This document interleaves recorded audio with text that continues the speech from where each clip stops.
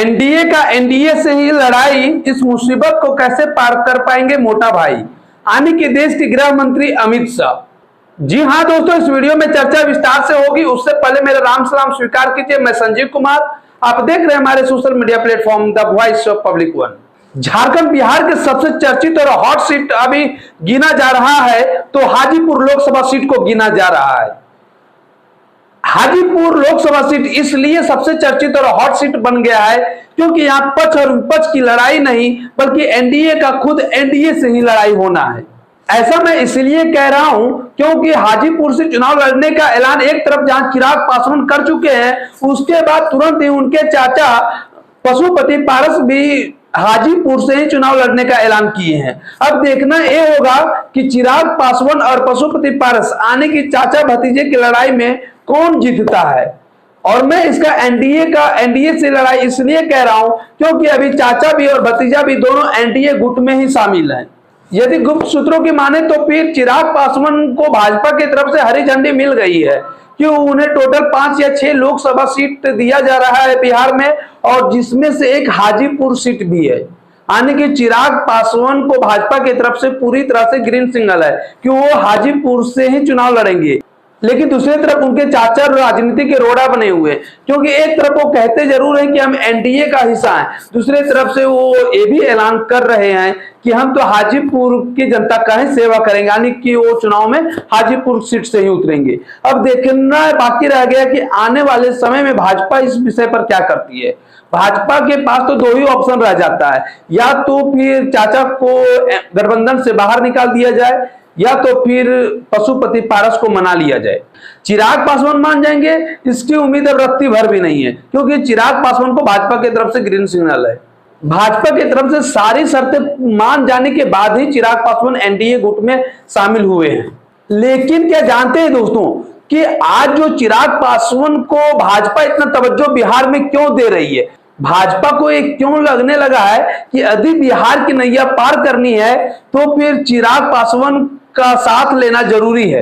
यदि चिराग पासवान साथ नहीं होंगे तो फिर बिहार की नैया पार नहीं हो सकती है।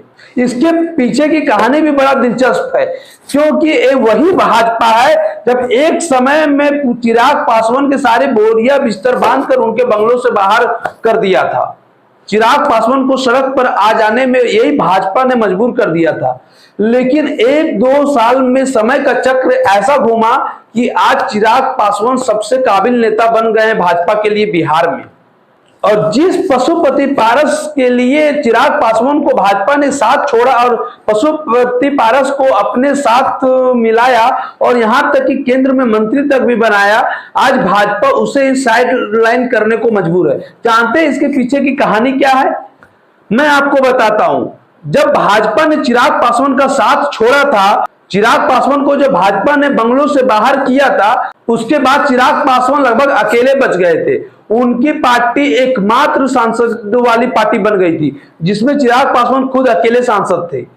उस पार्टी के जितने सारे विधायक थे पशुपति पारस ने सारे तोड़ ले गए अपने साथ। चिराग पासवान को घर से बेघर होना पड़ा, लेकिन इसके बावजूद भी वो बंदा कभी हार नहीं माना। वो बिहार के गली गली हर एक गांव गया, युवाओं के बीच में अपनी एक छवि बनाया। उसके बाद आज वह मुकाम हासिल किया जिसके बाद भाजपा को सबसे ज्यादा जरूरत चिराग पासवान का है बिहार में नैया पार लगाने के लिए। एक जरूरत भाजपा को चिराग पासवान का ऐसा ही नहीं हुआ, इसके पीछे चिराग पासवान की एक कड़ी मेहनत है। जब चिराग पासवान को निकाला गया था एनडीए से, उसके बाद भी चिराग पासवान कभी भी मुखर होकर भाजपा के खिलाफ नहीं बोले। वो स्वयं को हमेशा नरेंद्र मोदी का हनुमान बताते रहे। यहां तक कि जब बिहार में उपचुनाव हुआ था उस समय भी एनडीए का हिस्सा ना होते हुए भी चिराग पासवान ने भाजपा का ही साथ दिया था।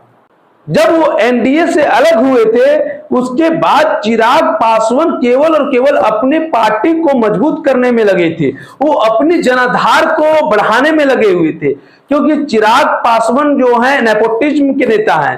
वो अपने पिता के बलबूते पर राजनीति में आए, वो अपने पिता के बलबूते पर ही सांसद बने थे।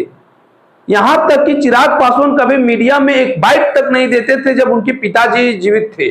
लेकिन जब उनके पिताजी की देहांत हुई, जब चिराग पासवान को उसके बाद घर से बेघर होना पड़ा, पार्टी टूटी, उसके बाद से चिराग पासवान ने जो अपने आप को राजनीति में प्रूव किया ना, वो काबिले तारीफ है।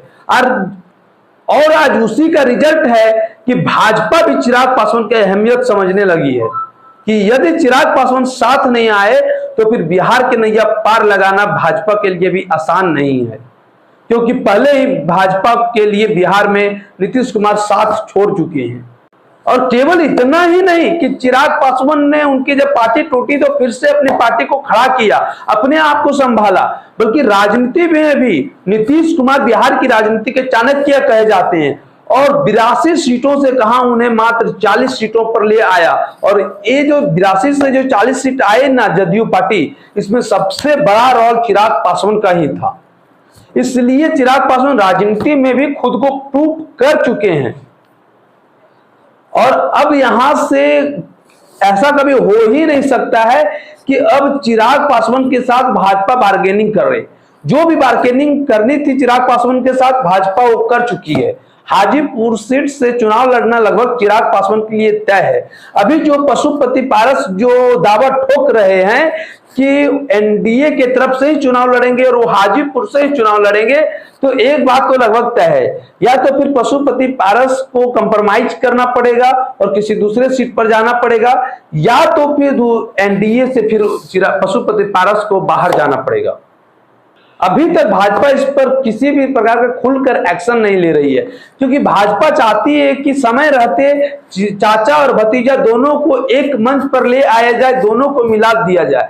यदि वो मिल जाते हैं तब तो ठीक है, और यदि नहीं मिलते हैं तो फिर लगभग ये माना जा रहा है कि लगभग तय है कि पशुपति पारस को एनडीए से बाहर होना पड़ेगा, क्योंकि मौजूदा वक्त में पशुपति पारस के पास वैसा कोई जनाधार नहीं है जितना जनाधार चिराग पासवान के पास है। बिहार में कुल पासवान के 6% वोटर हैं और लगभग वो वोटर अभी चिराग पासवान के साथ खड़े नजर आते हैं, क्योंकि चिराग पासवान जहां जहां रैलियां करते हैं उनके पीछे अभी जन सैलाब उमड़ती है। इसी को देखते हुए भाजपा ने चिराग का साथ चुना, ना कि पशुपति पारस का साथ। आज के लिए बस इतना ही, फिर मिलेंगे आपसे अगली वीडियो में। तब तक के लिए इजाजत दीजिए। जय हिंद, जय भारत।